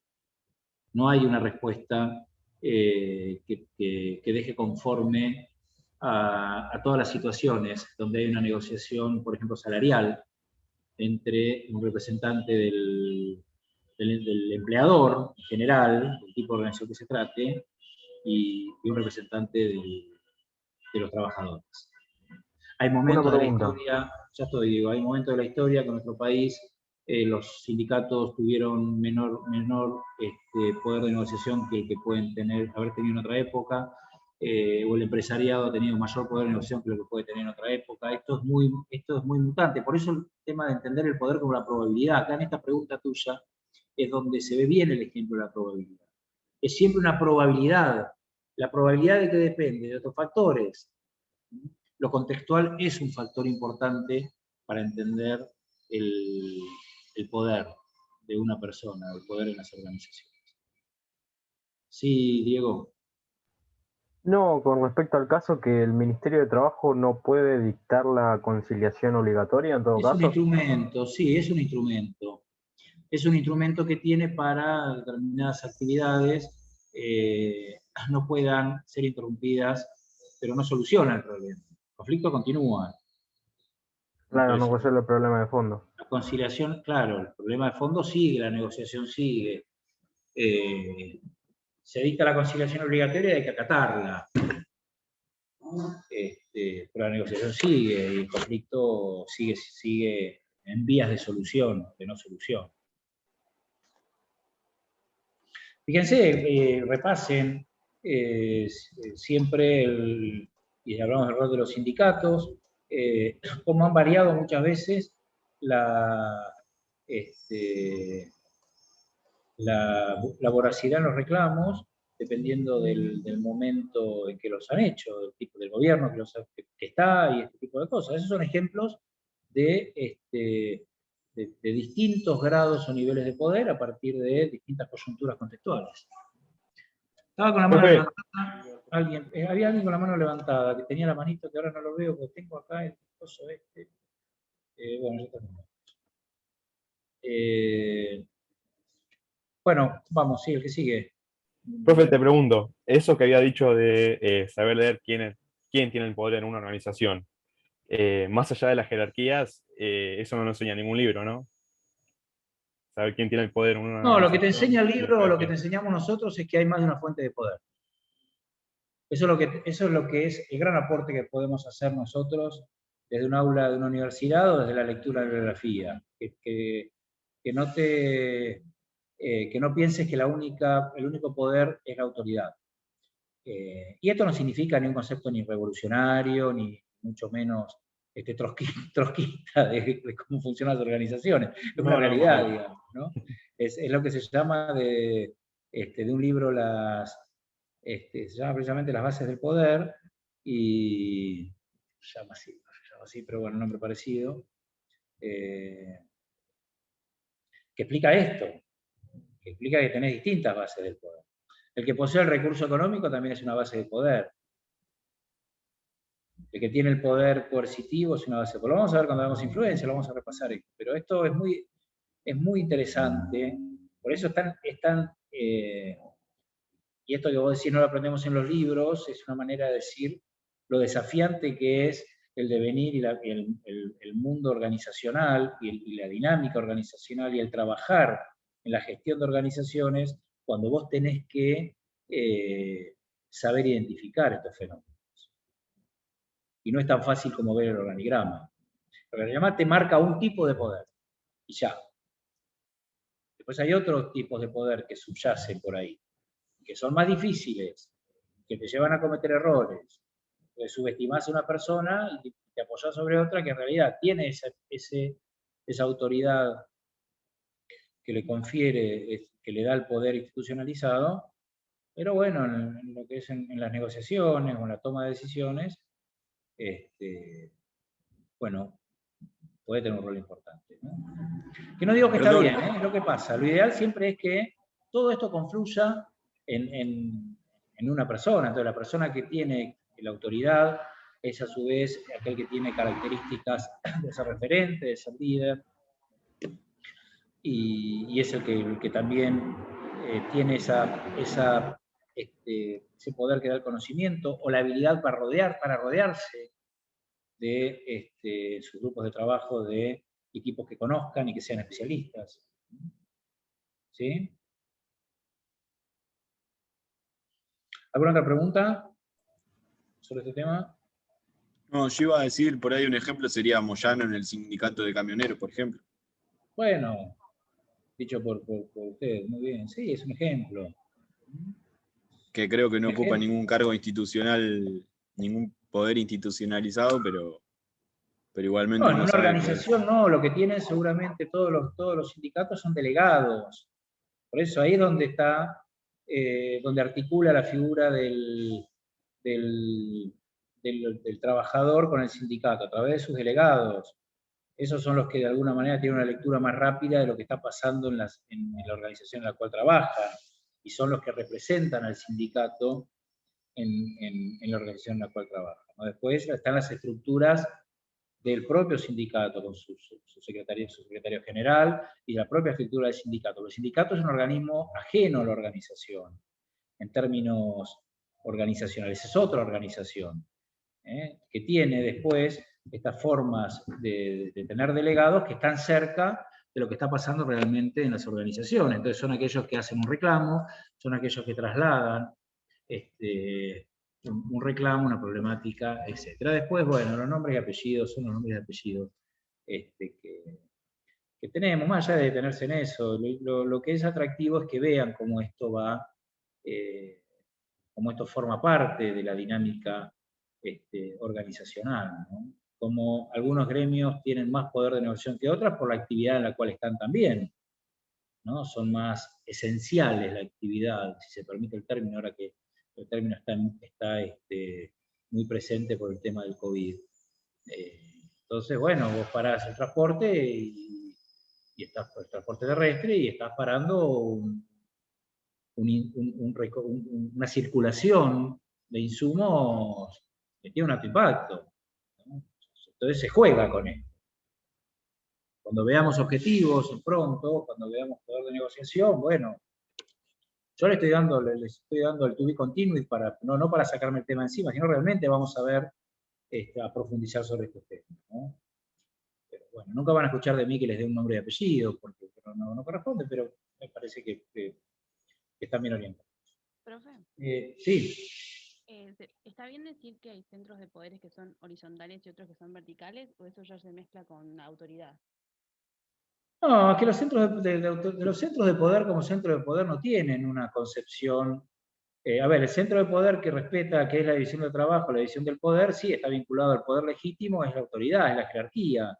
El poder del conocimiento muchas veces está representado por tu participación en un área. No vale la pena hacer ese trabajo. Sí, la jerarquía, como la división del poder, como un ejemplo de autoridad, digamos, ¿no? Y ahí sí podés relacionar un tipo de poder. Ahora, muchas veces el liderazgo no está reconocido en un cargo, en una estructura. Entonces es un ejercicio que podés caer en la trampa de confiarte en que todos los centros de poder dependen de la división del poder o de la división del trabajo, y esto no es así. Repito, no estoy fomentando anarquías organizacionales, simplemente estoy reconociendo para el análisis organizacional la existencia de uno o más centros de poder, que lo hace una característica organizacional. Bueno, quedan algunas más por recorrer. Quizás me voy a detener 5 minutos más en fin, objetivo y meta, con la tranquilidad de que vamos a volver a ver fin, objetivo y meta dentro de muy poquito. Algunos estarán pensando, pero ¿por qué no da todo y deja de decirlo? La verdad que capaz que tienen razón. Pero bueno, nos sacamos encima características para que termine de identificar bien las organizaciones. Después algunas de estas características ameritan un tratamiento. En el caso de la planificación de actividades también, amerita un tratamiento mucho más exhaustivo. Pero bueno, fin, objetivo y meta, al menos para que ya empecemos a hablar de lo mismo. Irme a mi casa hoy tranquilo, que lo voy a lograr solo si explico fin, objetivo y meta. Si no, me voy a quedar con la idea de que no cumplí con el objetivo. Entonces, yo digo primero, vamos a una especie de trilogía entre fin, objetivo y meta. ¿Es lo mismo? ¿No son lo mismo? No son lo mismo. Ya lo primero no es lo mismo. Fin, objetivo, que meta. No es lo mismo. ¿Cuál es el problema de esto, del uso indiscriminado de estos términos? Bueno, es un problema, yo creo que es de convención. Entonces, convengamos qué va a hacer cada una de las cosas. Y nos vamos a poner de acuerdo. Y acá me voy a poner un poquito autoritario, junto con Mara, Sol y Lisandro, y lo que esta cátedra admite que sea fin, objetivo y meta, va a ser lo que esta cátedra diga lo que es un fin, objetivo y meta. No tenemos este comportamiento autoritario habitualmente, y esto lo hacemos incluso para ayudarlos. Es un autoritarismo, pero que tiene un objetivo, un objetivo saludable, es para no confundirlos. ¿Por qué? Porque hay bibliografía que no utiliza estos términos de la manera que nosotros lo utilizamos. Porque hay traducciones, porque hay usos y costumbres en el empresariado o en las organizaciones que no identifican bien autoridad de poder o no identifican bien fin, objetivo y meta.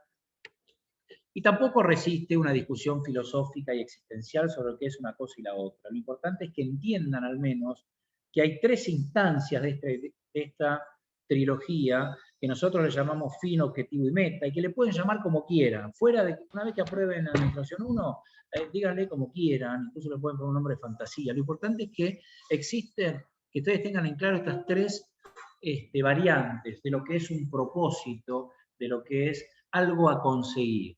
¿De acuerdo? En primer lugar, la finalidad. La finalidad es un concepto abstracto. La finalidad es un concepto que solo se entiende si entendemos que el motivo por el cual una organización está en una sociedad determinada es el motivo por el cual una organización es aceptada por la sociedad. Es el motivo que justifica la existencia de una organización en la sociedad, en una sociedad ordenada, en un contexto determinado. Finalidad de la universidad pública. Bueno, educar, investigar, transferir a la sociedad. Esto es una finalidad. No se habla de cuánto, de por qué, de cómo, de pesos, de nada. Nada que de esta idea de cuantificación, todo lo contrario. ¿Cuál es la finalidad de Sancor, que hoy veíamos su estructura? Bueno, que es una cooperativa. ¿Cuál es su finalidad? Me imagino que será satisfacer las necesidades de la población a través de la elaboración de productos alimenticios, que podrán ser con más especificación lácteos o alimenticios en general. Entonces, acá va la finalidad. Porque la finalidad tiene que tener un juego con otra característica organizacional que la meto, que la inserto en esta explicación, que es el reconocimiento de las actividades que realiza la organización. Ese reconocimiento, esa legitimidad que le da la organización. ¿Se acuerdan cuando hablamos de las barras bravas el lunes? Bueno, acá es donde se explica esta característica, que son dos caras de una misma moneda. Por un lado, la finalidad que define una organización. Y por otro lado, esa finalidad que, al ser aceptada por la sociedad, le da a la organización el reconocimiento de la sociedad. Entonces, yo decía, una sociedad mafiosa, una sociedad o una organización mafiosa o ilegal, ¿puede ser una organización? No, no lo es. ¿Funciona de manera organizada? Sí, por supuesto que sí. ¿Por qué no puede ser una organización? Porque nunca va a tener una finalidad legítima, reconocida por la sociedad. Salvo que tengamos una sociedad totalmente cambiada en cuanto a valores, principios y normas éticas y de funcionamiento, y pasemos a otro tipo de sociedad donde las actividades delictivas sean consideradas parte de los valores de esa sociedad. En esta idea de que hay valores sociales, que hay principios sociales, encajan las organizaciones y su finalidad. Entonces, su fin debe ser un fin compatible con esos valores o principios sociales. Y esa compatibilidad hace que el fin necesariamente, y esto incluso hasta por mecanismos de defensa de la propia organización, debe ser lo suficientemente amplio y abstracto como para entenderse lo que hace, pero también lo suficientemente amplio y abstracto para no quedar encorsetado en un tipo de actividad que, si después tiene que cambiarla, significa el cambio del fin organizacional. ¿Me siguen? Entonces yo digo, bueno, satisfacer necesidades alimenticias. Bueno, esa es la finalidad y va a seguir siendo siempre. Siempre y cuando fabrique, se le ocurre lácteos, o quiera ampliar unidad de negocios y empiece a fabricar salsas, o quiera ampliar unidad de negocios y empiece a fabricar mermeladas, o quiera ampliar unidad de negocios y empiece a fabricar productos frescos. No va a ser necesario cambiar su finalidad. ¿Está bien? Es el concepto de fin. ¿Cómo se lo llama también habitualmente? Yo digo más habitualmente en la jerga organizacional y particularmente empresaria. Misión, con M, misión. La misión de la organización. ¿Es un sinónimo? Sí. Profesor, ¿podemos usar fin o podemos usar misión, que me gusta más? Sí, usen misión. Fin o misión, no tengo problema.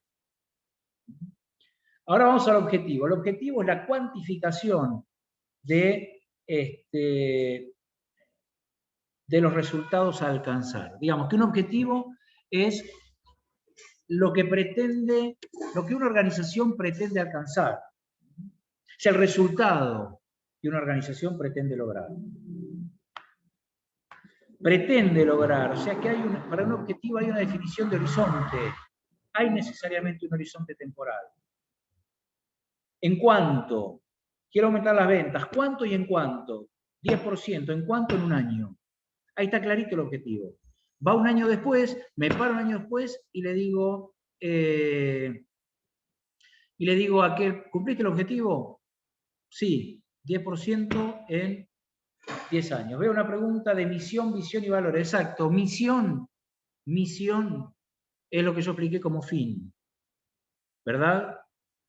Valor es los valores organizacionales que tiene la organización. Yo recién hablé de valores sociales para darle un encaje a la finalidad. La organización, así como tenemos valores individuales, valores grupales, valores sociales, la organización también tiene valores organizacionales. Son principios normativos de lo que se cree que es bueno y deseable. Esta es la idea de valor.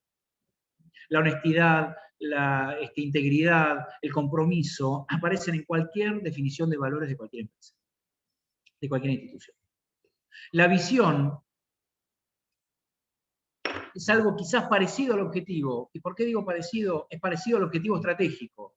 La visión es cómo te imaginás vos a la organización en el futuro. Siempre que vean visión, con B corta, visión, digo con B corta no porque piense que sea con B larga, sino para diferenciar de la M, de la visión y la misión, para que no se confundan en cómo lo digo. La visión, con B corta, es una idea de futuro. La visión es cómo me imagino que va a ser la organización, mi organización, en un plazo de 3, de 5, de 10 años.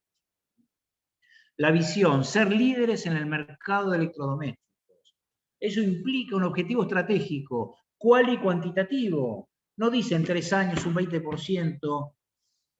Habla de liderazgo, ser los referentes en desarrollo de software. ¿Lo ven? Podemos hacer ese trabajito, chicos, me refiero, digo, Mara, Lisandro, Sol, podemos, que busquen, nada más que busquen, que traigan algunos ejemplos, haciendo una exploración en Google de misión, visión y valores de algunas empresas, de algunos clubes, o de algunas fundaciones, o de algunas instituciones. Para que tengan, para que conozcan, y vamos a tener la posibilidad de relevar algunos. Profe, ¿te hago una pregunta? Sí. O sea que los objetivos dentro de un mismo fin van cambiando, o una vez que se va llegando a ese objetivo, se van poniendo otros objetivos, pero dentro de el mismo fin o misión que tienen. No, de Google digo, perdón, ya estoy, Brenda, a Tomás le digo, de Google de googlear, como buscador, que googleen, no que vayan a Google a la empresa, que pueden ir también, sí, que pueden ir ahí, digo de googlear, ¿sí? del verbo googlear. Ahora sí te respondo. Repetime la pregunta. Sí, te preguntaba que, o sea, los objetivos van cambiando, o una vez que los van cumpliendo, se van poniendo otros objetivos, pero siempre Claro. con el mismo fin. Siempre dentro del fin organizacional. Sí, el fin es el que te da el marco de referencia. Así como los valores, dije yo, dan el marco de referencia social en el que insertás tu finalidad. Una vez que vos tenés tu finalidad organizacional, todos tus objetivos organizacionales tienen una correlación directa con la finalidad. Ahora, como idea es muy distinta. Primero no es para nada abstracta. Yo digo que es cuantitativa. Puede haber objetivos estratégicos cual y cuantitativos. Puede haber objetivos estratégicos con un cierto nivel de abstracción, que son parte de la visión. Voy para allá. ¿De acuerdo? Ahora, objetivos de una semana, objetivos de venta de un mes. Claro, a corto plazo. Autos. Bueno, corto, mediano, largo, no importa. Claro. A un plazo, pero lo tenés el plazo, lo definís. Y eso te da el horizonte, lo que se llama el horizonte del objetivo, ¿verdad? El horizonte temporal del objetivo. Quedémonos con esta explicación por ahora. Quedémonos con esta explicación. Entonces, hay unos ejemplos de objetivos, ya. Producir 100.000 unidades de autos en los próximos 6 meses. Es un objetivo cuantificable. ¿Cuántos produzco? 100.000. ¿En qué término? En 6 meses. Llego a los 6 meses. ¿Cuánto produje? 100.000. Lo cumplí. 80.000. Te faltaron 20.000. 110.000. Superamos el objetivo. Ya, cortito. Vender 20 unidades de producto por mes. ¿Cuántas vendiste? 20. Excelente. ¿Cuánto cumpliste? 15. Patinaste. ¿Cuánto cumpliste? 25. Superaste. Cortito. Cuantitativo. ¿Cómo juega meta en este concepto? La meta es un subobjetivo. La meta es un objetivo dentro de otro objetivo. habitualmente, a menor plazo, por eso te decía, Brenda, el tema del plazo es una cuestión relativa. A menor plazo que el objetivo. Ahora, ¿deja de ser un objetivo? Es un objetivo también. Entonces, la mejor definición de la meta es que es un subobjetivo. Es un objetivo que vos tenés que cumplir para cumplir un objetivo mayor que la contiene. Ya vamos a entrar en estrategia, si no ya, Sebastián, lo dejamos sí, para un poquito más adelante. Si no voy a lograr un objetivo que no deseo, que se vayan con más dudas que certezas. Vamos, yo voy de menor a mayor. Vamos a lo concreto. Está la finalidad, están los valores sociales, está la finalidad. Dentro de la finalidad vamos a los objetivos. ¿Sí? Son estado deseado de resultados a alcanzar, de cosas a alcanzar. Cuantificables, verificables, observables, medibles, bien concretitos.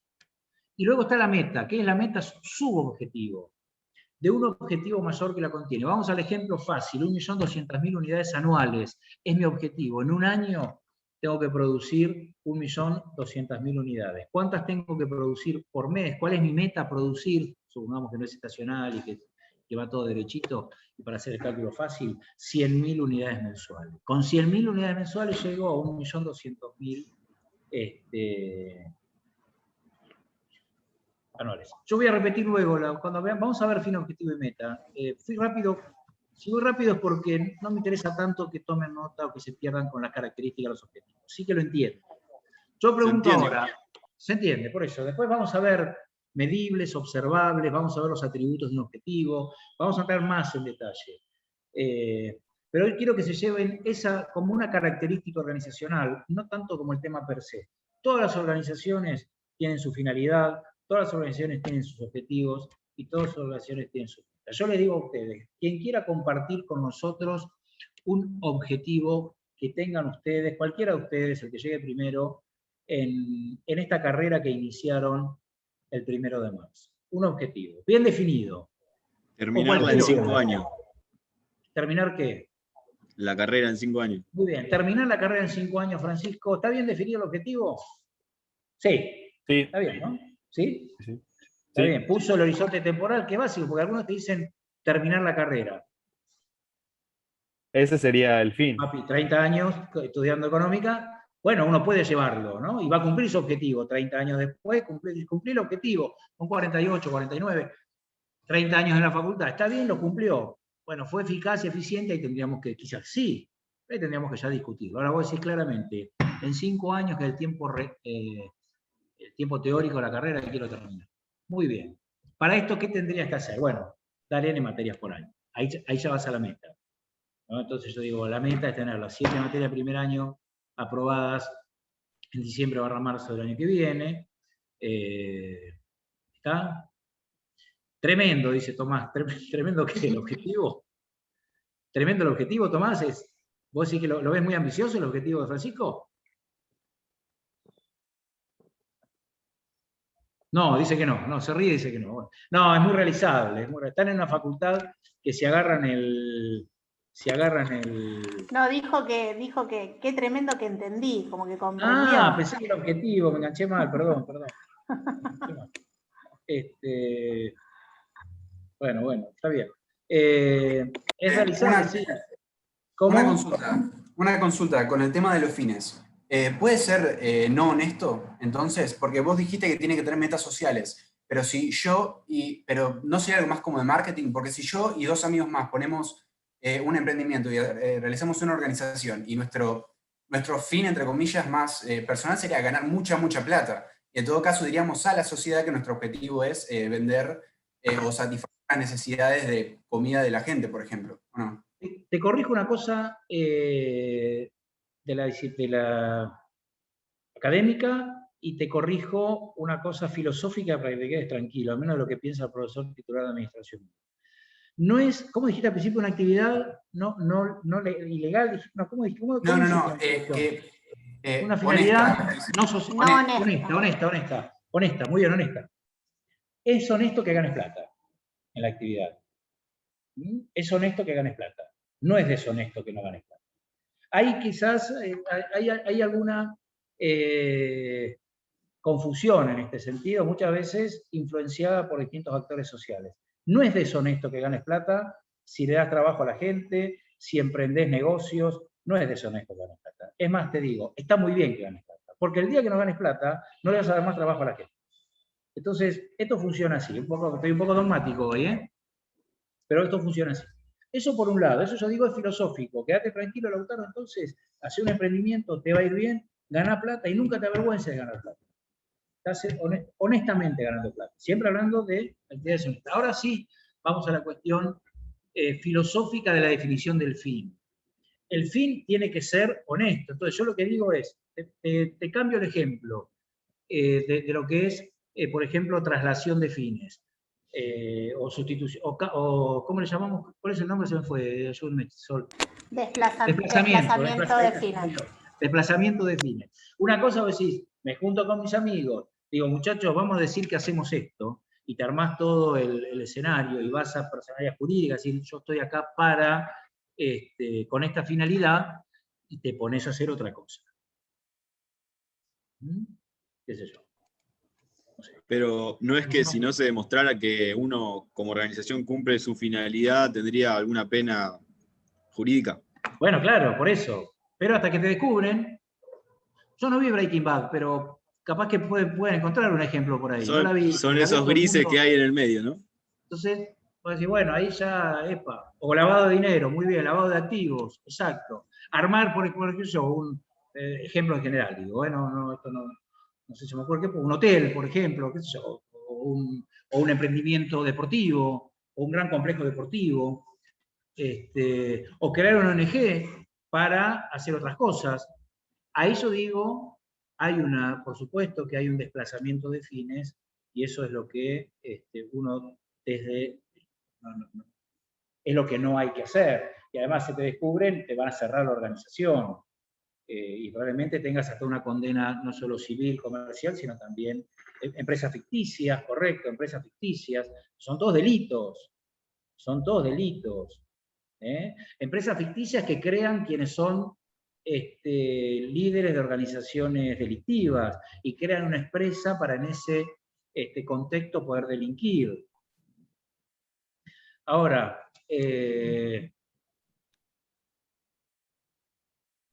Profe, pueden ser también... perdón, te cierro con Lautaro. Está muy bien que ganes plata. Está muy bien que ganes plata. Y que des trabajo a la gente, y que le inviertas, y que la sociedad se desarrolle gracias a los emprendimientos, al trabajo privado, al rol del Estado. Está muy bien. No caigamos en falsas dicotomías, ¿sí? Así que estate tranquilo. Lo que sí, sé siempre honesto en tus actividades. Eso sí, eso como dicen algunos directores técnicos, eso no se negocia. A un marxista no le gustaría eso. ¿Cómo? A un marxista no va a coincidir con usted. No, está bien, seguramente tiene sus motivos y discutiremos. Lo que podemos discutir es la plusvalía, lo que podemos discutir es cuánto se queda el empresario. Lo que difícilmente podamos discutir es que es necesario el trabajo y es necesario el sector privado como el Estado, como los dos son necesarios para el desarrollo de cualquier sociedad. Ningún extremo es bueno. Pero bueno, ¿está contestada, Lautaro, la pregunta? ¿Sí? Sí. ¿O no te convence? No te convencí. No, es que tampoco quería generar por ahí algo tan grande, porque era como una pequeña pregunta, algún planteo, porque me parecía como muy noble el tema de los fines, por cómo se planteó. Porque yo me imaginaba que el tema de Coca-Cola, cuando el CEO de Coca-Cola, el fin que tiene con la empresa, yo no sé si para él le es tan importante los valores sociales. A eso iba. Es que sí, son importantes, porque si no la empresa pierde sentido. No sé si para eso son importantes a título individual, claro, pero a título organizacional. Entonces, el día que él no entienda que está en Coca-Cola porque tiene que cumplir un rol social, además del rol empresario, además del rol económico, y ahí va, la empresa, su capital accionario va a empezar a caer. ¿Por qué? Porque la empresa empieza a tener poco interés. Digamos, acá hay un juego, sigo que no lo vamos a ver, pero les prometo que vamos a ver todo lo que digo. Cuando veamos responsabilidad social, muy por arriba, lo vamos a ver muy por arriba, es un juego que funciona así. es que si vos perdés contacto social, si vos perdés interés social, la sociedad pierde interés con tu empresa, y ahí es donde empezás a tener problemas con los accionistas y empiezas a perder valor tu empresa. Que serían estos valores sociales de los que hablábamos cuando el reconocimiento de la sociedad, ¿no? Claro, que yo sé que es ideal, ¿eh? Es muy ideal lo que digo y hasta casi suena como casi romántico, ¿no? Pero así funcionan las cosas, así funcionan bien las cosas. Ejemplos de lo que no funciona bien tenemos para hacer dulce. Entonces, nosotros lo que intentamos enseñar es cómo se deben hacer las cosas. Y cualquier organización, cualquiera, sea un organismo público, empresa, club, que pierde sensibilidad con la sociedad, que piensa en que su crecimiento va en detrimento del desarrollo social y del bienestar de la comunidad, es fracaso, es fracasado. El tiempo termina expulsándolo del sistema. Entonces, lo que uno propende es propender a esto, a trabajar honestamente, a invertir, a dar trabajo. Y puesto en Argentina, en un país con el 45% de pobreza, es indispensable, no es ni siquiera una opción. Esto funciona así. Sí, había otra pregunta. Yo quería preguntar, profe, lo que habías hablado del desplazamiento de los objetivos. De los fines, sí, de los fines. De los fines. Por ejemplo, las empresas que se hacen llamar marketing multinivel, que en realidad son como estafas, ¿eso sería como un desplazamiento de los fines o directamente o sea, te están mintiendo en la cara, o sea, te están diciendo que tienen un fin cuando en realidad tienen otro? La explicación es muy sencilla.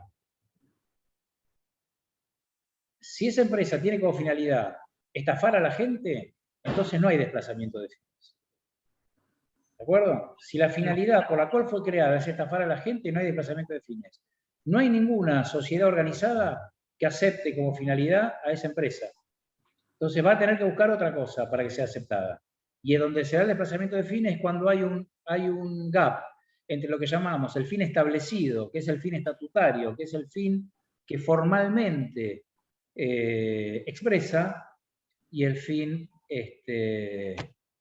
real, que es el fin que persiguen realmente los integrantes de esa organización. Si ahí hay un gap, si hay una brecha, ahí hay un desplazamiento de fines. Ahí en el chat habían puesto justo a Amway, que la quería poner como ejemplo, pero no sé, no lo dije por las dudas. Como que te dicen que generás ingresos por invitar a gente a participar de esa empresa, como que el ingreso lo generás invitando gente y no vendiendo los productos, o sea, ¿se entiende a lo que voy? Yo no conozco cómo funciona, sí conozco cómo funciona, he participado incluso en alguna reunión, por curiosidad, ¿no? Y no conozco como para opinar a este nivel si es, yo creo que está legalmente constituida. Ahora, sí tomo, aprovechando tu ejemplo de Amway, estas últimas estafas financieras que ha habido, que no sé cómo le llaman. Piramidales. Sí, que el concepto es piramidal, que vas poniendo plata y vas conociendo, bueno, eso. Lo que pasa es que esos no son organizaciones, son grupos que se van formando y que van tomando. Eso, bueno, sí, eso no tiene ningún sustento, El caso de Amway, por supuesto que yo tengo mis reparos, con Amway o con muchas de esas que funcionan con ese sistema, porque no entiendo el funcionamiento. La verdad que no entiendo, pero seguramente es una incapacidad mía por no conocer la empresa y todo. Pero bueno, pueden averiguar un poco más, fíjense, consulten algunos. Yo no conozco realmente a nadie. Profe, tengo una pregunta con el tema de las pirámides. Sí. Porque sí, o sea, en el último tiempo se dio un montón. Estamos terminando la clase. ¿Querés cortar la grabación, Mara, y seguimos charlando estos temas para no mezclar?